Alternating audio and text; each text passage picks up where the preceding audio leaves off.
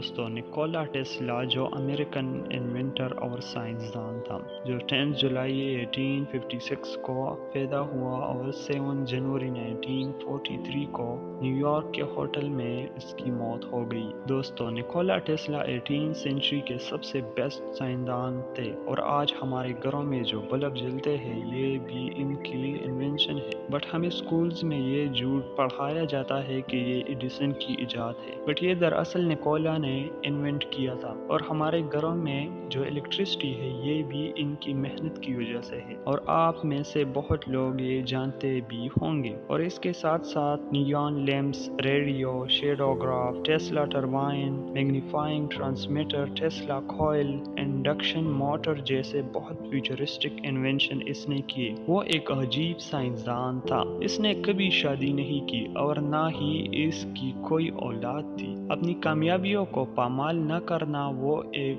باصلاحیت شخص تھا۔ انہوں نے اپنے خیالات کو اپنے دماغ کے اندر رکھنے کا دعویٰ کیا کہ وہ انہیں چوری ہونے سے روکے اور اسی وجہ سے انسانی تعامل سے گریز کرے۔ انہوں نے برہمیت پر عمل کیا، حالانکہ اس نے کبھی کسی عورت سے پیار نہیں کیا تھا۔ اس نے ایک بار کبوتر کے ساتھ غیر معمولی رشتہ تیار کیا تھا، جس کے بارے میں نکولا ٹیسلا نے خود کہا تھا کہ مجھے پسند ہے کہ مرد کی حیثیت سے کبوتر عورت سے پیار کرتا ہے اور وہ مجھ سے پیار کرتی ہے۔ شادی کرنے کے خیال سے اسے نفرت تھی۔ مجھے نہیں لگتا کہ آپ بہت ساری عظیم ایجادات کا نام دے سکتے ہیں جو شادی شدہ مردوں نے کی ہے۔ نکولا ٹیسلا وہ 85 سال کی عمر میں ٹوٹ گیا اور تنہا ہو گیا۔ اس کا اعادہ کرنے کے لیے ٹیسلا ایک باصلاحیت شخص تھا، حالانکہ تنہا تھا اور اس کے نام پر بہت سے